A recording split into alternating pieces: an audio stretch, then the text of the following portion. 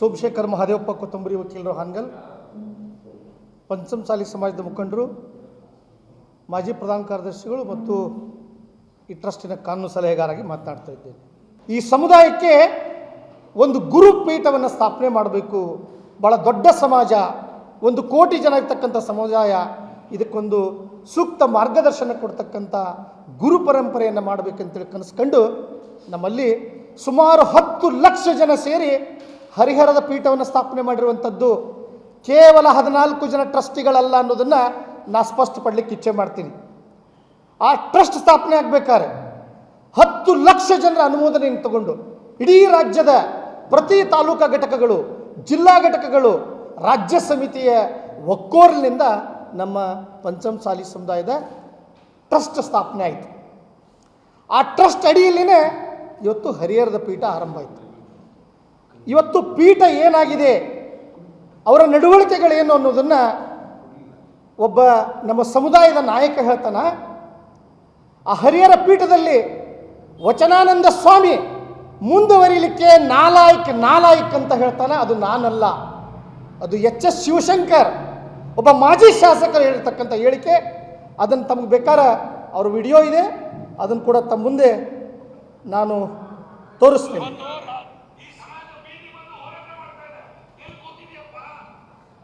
ವಚನಾನಂದ ಸ್ವಾಮಿ ಆ ಪೀಠದಲ್ಲಿ ಮುಂದುವರಿಲಿಕ್ಕೆ ನಾಲಾಯಕ್ ಅಂತ ಹೇಳಿ ಪ್ರತಿಪಾದನೆ ಮಾಡಿರ್ತಕ್ಕಂಥ ಎಚ್.ಎಸ್. ಶಿವಶಂಕರ್ ಅವರ ದ್ವಿಮುಖ ನೀತಿಗಳನ್ನು ತಾವೆಲ್ಲ ಗಮನಿಸ್ಬೋದು.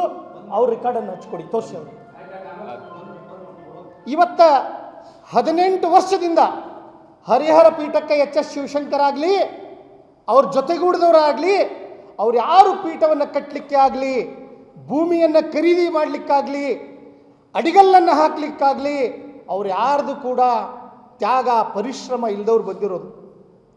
ಇವತ್ತು ಆ ಸ್ವಾಮಿಗೆ ಈಗಾಗಲೇ ನಮ್ಮೇನು ಟ್ರಸ್ಟ್ ಅವರನ್ನು ಉಚ್ಚಾಟನೆ ಮಾಡಿದೆ, ವಚನಾನಂದ ಸ್ವಾಮೀಜಿಗಳನ್ನು. ಆ ಉಚ್ಚಾಟಿತ ಸ್ವಾಮೀಜಿಯ ಪರವಾಗಿ ಶಿವಶಂಕರ್ ಅವರಿಗೆ ಯಾವ ನೈತಿಕ ಹಕ್ಕಿದೆ? 18 ವರ್ಷದಲ್ಲಿ 1 ದಿನ ಪೀಠಕ್ಕೆ ಕಾಲಿಡದಿರ್ತಕ್ಕಂಥವ್ರು, ಅವರ ಶ್ರಮ ಇಲ್ಲ, ತ್ಯಾಗ ಇಲ್ಲ, ಸಂಘಟನೆ ಇಲ್ಲ, ಆ ಪೀಠದಲ್ಲಿ ಕಾಲಿಡದೇ ಇರತಕ್ಕಂಥ ಮಹಾತ್ಮ ಇವತ್ತು ಬಂದಾನಂದ್ರೆ ಅದು ಕೇವಲ ರಾಜಕೀಯ ದುರುದ್ದೇಶ ಅನ್ನೋದನ್ನು ನಾನು ಸ್ಪಷ್ಟಪಡಲಿಕ್ಕೆ ಇಚ್ಛೆ ಮಾಡ್ತೀನಿ. ಏನು ನಮ್ಮ ಟ್ರಸ್ಟ್ ಇದೆ, ಈ 15 ಜನರ ಪರಿಶ್ರಮದಿಂದ, ತ್ಯಾಗದಿಂದ ಆ ಭೂಮಿ ಹಿಡಿಯೋದಾಗಲಿ, ಕಟ್ಟಡವನ್ನು ಕಟ್ಟೋದಾಗಲಿ, ಇಡೀ ರಾಜ್ಯಾದ್ಯಂತ ಪಂಚಮಸಾಲಿ ಸಮುದಾಯಕ್ಕೆ ಪೀಠ ಕಟ್ತಕ್ಕಂಥದ್ರಲ್ಲಿ ನಮ್ಮ ಟ್ರಸ್ಟಿಗಳು ಯಶಸ್ವಿಯಾಗಿದ್ದಾರೆ ಹೊರತು ಎಚ್.ಎಸ್. ಶಿವಶಂಕರ್ ಅಲ್ಲ. ಶಿವಶಂಕರ ಪೀಠ ಇದೆ, ಆ ಪೀಠದ ಸ್ಥಿತಿ ಏನಾಗಿದೆ, ಅಲ್ಲಿ ಉಚ್ಚಾಟನೆ ಆದಾಗ ಶಿವಶಂಕರ್ ಮಾತನಾಡಲಿಕ್ಕೆ ಏನು ತೊಂದರೆ ಆಗಿತ್ತು ಅಂತ ಇವತ್ತು ನಾನು ಕೇಳ್ತೀನಿ. ಶಿವಶಂಕರ್ ಸಾಹೇಬರು ನಮ್ಮ ಸಮುದಾಯದ ಹಿರಿಯರು, ಮಾಜಿ ಶಾಸಕರು, ಅವ್ರ ಬಗ್ಗೆ ನನಗೆ ಗೌರವ ಇದೆ, ಅಭಿಮಾನ ಇದೆ. ಆದರೆ ಇವತ್ತು ಉಚ್ಚಾಟಿತ ವಚನಾನಂದ ಸ್ವಾಮೀಜಿಗಳ ಜೊತೆಗೆ ಅವರು ನಡೀತಾ ಇದ್ದಾರಾ, ಆ ನಡೆ ಇವತ್ತು ಅನುಮಾನಕ್ಕೆ ಎಡೆ ಮಾಡಿಕೊಟ್ಟಿದೆ ಅನ್ನೋದನ್ನು ಈ ಸಂದರ್ಭದಲ್ಲಿ ಇಚ್ಛೆ ಮಾಡ್ತೀನಿ. ಯಾಕೆ ವಚನಾನಂದ ಸ್ವಾಮೀಜಿ ಹೇಳ್ತಾರೆ, ನನ್ನ ಅಮಾನತ್ತು ಹಾಸ್ಯಾಸ್ಪದ ಅಂತೇಳಿ. ಯಾಕೆ ನೀವು ವಿದ್ಯಾವಂತರಲ್ವಾ ವಚನಾನಂದ ಸ್ವಾಮೀಜಿಗಳೇ? ಶಿಕ್ಷಣ ಇಲ್ವಾ ನಿಮಗೆ ಸಂಸ್ಕಾರ ಇಲ್ವಾ? ಟ್ರಸ್ಟಲ್ಲಿ you are also a member, one of the member. ಬಹುಮತದ ಅಡಿಯಲ್ಲಿ ನಮ್ಮ ಟ್ರಸ್ಟ್ ಬೈಲ ಪೇಜ್ ನಂಬರ್ 8ರಲ್ಲಿ ಸ್ಪಷ್ಟವಾಗಿ ಅಧಿಕಾರ ಇದೆ. ವಚನಾನಂದ ಸ್ವಾಮೀಜಿಯನ್ನು ಕಿತ್ತಾಕ್ತಕ್ಕಂಥ ಅಧಿಕಾರ ಸಂಪೂರ್ಣವಾಗಿ ನಿಮ್ಮ ಟ್ರಸ್ಟ್ಗಿದೆ ಹೊರತು ಎಚ್.ಎಸ್. ಶಿವಶಂಕರ್ಗಿಲ್ಲ ಅನ್ನೋದನ್ನು ನಾನು ಸ್ಪಷ್ಟಪಡಿಸ್ತೀನಿ. ಇದನ್ನು ಕಟ್ಟಿರ್ತಕ್ಕಂಥದ್ದು, ಪೀಠ ಸ್ಥಾಪನೆ ಮಾಡಿರ್ತಕ್ಕಂಥದ್ದು ನಮ್ಮ ಟ್ರಸ್ಟೇ ಹೊರತು ಎಚ್.ಎಸ್. ಶಿವಶಂಕರ್ ಅಲ್ಲ. ನೈತಿಕ ಪ್ರಜ್ಞೆ ಇದ್ದಿದ್ರೆ ಸನ್ಮಾನ್ಯ ಮಾಜಿ ಶಾಸಕರು ಸ್ವಲ್ಪ ನಾಲಿಗೆಯನ್ನು ಬೀಳದು ಮಾತನಾಡಬೇಕಾಗಿತ್ತು. ಹಲವಾರು ಆರೋಪಗಳನ್ನು ಮಾಡ್ತಾರೆ. ಲೆಕ್ಕ ಕೊಡಿ ಅಂತ ಕೇಳಿದ್ರೆ ಬೀದಿಯಲ್ಲೇ ಕೊಡೋದು ನಾವು? ನಮ್ಮ ಟ್ರಸ್ಟ್ ಇಲ್ವಾ? ನಮ್ಮ ಟ್ರಸ್ಟ್ ಕಮಿಟಿ ಅಲ್ವಾ? ಕಮಿಟಿ ಮೀಟಿಂಗಲ್ಲಿ ಅವ್ನು ನಾವು ಪ್ರತಿಪಾದನೆ ಮಾಡ್ತೀವಿ. ಈ ಸ್ವಾಮೀಜಿ ಕೂಡ ಟ್ರಸ್ಟಲ್ಲಿ ಒಬ್ಬರು ಮೆಂಬರ್ ಅಲ್ವಾ? ಅದನ್ನ ಸ್ಪಷ್ಟಪಡಿಸ್ಬಾರ್ದವರು. Is also one of the trustee member. ನಮ್ಮ ಬೈಲಾದಲ್ಲಿ ಪೇಜ್ ನಂಬರ್ 8ರಲ್ಲಿ 3ರಲ್ಲಿದೆ, the board of trustees is also authorized to choose, elevate or terminate a person of a high social and religious status as Jagadguru of this ಪೀಠ. ಒಬ್ಬ ಸ್ವಾಮಿಯ ನೇಮಕ ಆಗಲಿ, ಒಬ್ಬ ಸ್ವಾಮಿಯನ್ನು ಉನ್ನತೀಕರಿಸೋದಾಗಲಿ, ಆ ಡಿಮೋಷನ್ ಮಾಡೋದಾಗಲಿ, ತೆಗೆದುಹಾಕೋದಾಗಲಿ, ಈ ಸಂಪೂರ್ಣ ಅಧಿಕಾರ ನಮ್ಮ ಟ್ರಸ್ಟ್ ಆ್ಯಕ್ಟಲ್ಲಿರ್ತಕ್ಕಂಥ ಬೈಲಾದಲ್ಲಿ ಪಾಯಿಂಟ್ ನಂಬರ್ 3ದಲ್ಲಿದೆ. ಪೇಜ್ ನಂಬರ್ 8ರಲ್ಲಿ ಸ್ವಾಮೀಜಿಗೆ ಓದ್ಕೊಳ್ಳಿಕ್ಕೆ ತಾವೆಲ್ಲ ಹೇಳಬೇಕು, ಮಾಧ್ಯಮದವರು ತಾವು ಬೆಳಕನ್ನು ಚೆಲ್ಲಬೇಕು ಸ್ವಾಮೀಜಿಗೆ. You read first page number 8.